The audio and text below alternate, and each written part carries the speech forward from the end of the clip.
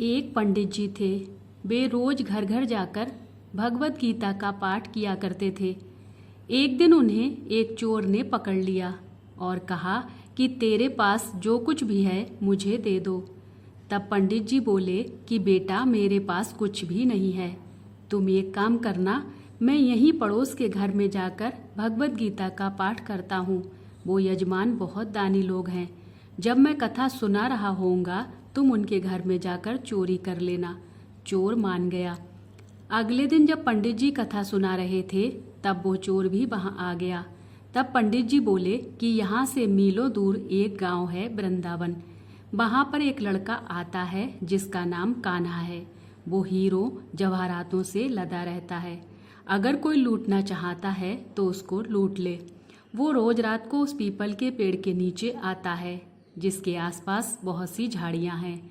चोर ने ये सुना और खुशी खुशी वहां से चला गया। वो चोर अपने घर गया और अपनी बीबी से बोला कि आज मैं एक कान्हा नाम के बच्चे को लूटने जा रहा हूँ। मुझे रास्ते में खाने के लिए कुछ बांध दो। पत्नी ने कुछ सत्तू उसको दे दिए और कहा कि बस यही है जो कुछ भी है। चोर वहाँ से ये संकल्प लेकर चला कि अब तो मैं उस कान्हा को लूट के ही आऊँगा। वो पैदल ही पैदल टूटी चप्पल में वहाँ से चल पड़ा। रास्ते में कान्हा का नाम लेते हुए वो अगले दिन शाम को वहाँ पहुँचा जो जगह उस पंडित जी ने बताई थी।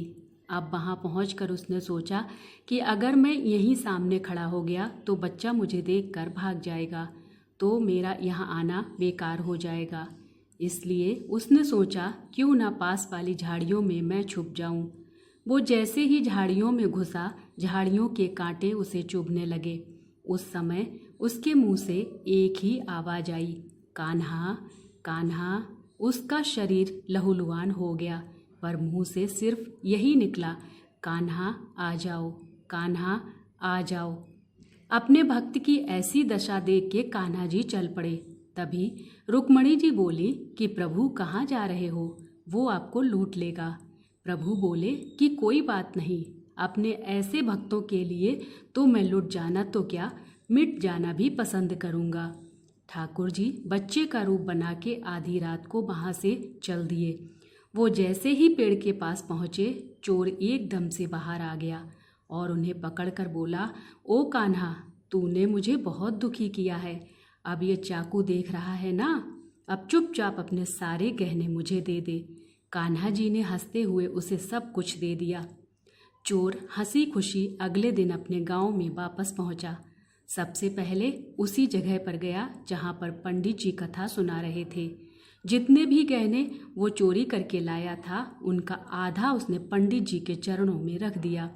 जब पंडित जी ने पूछा कि ये क्या है, तब उसने कहा, आपने ही मुझे उस कान्हा का पता दिया था, मैं उसको लूट के आया हूँ और ये आपका हिस्सा है।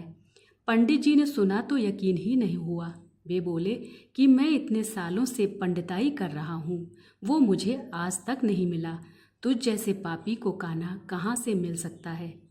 चोर के बार बार कहने पर पंडित जी बोले कि चल, मैं भी चलता हूँ तेरे साथ वहाँ पर, मुझे भी दिखा कि कान्हा कैसा दिखता है। और वो दोनों चल दिए।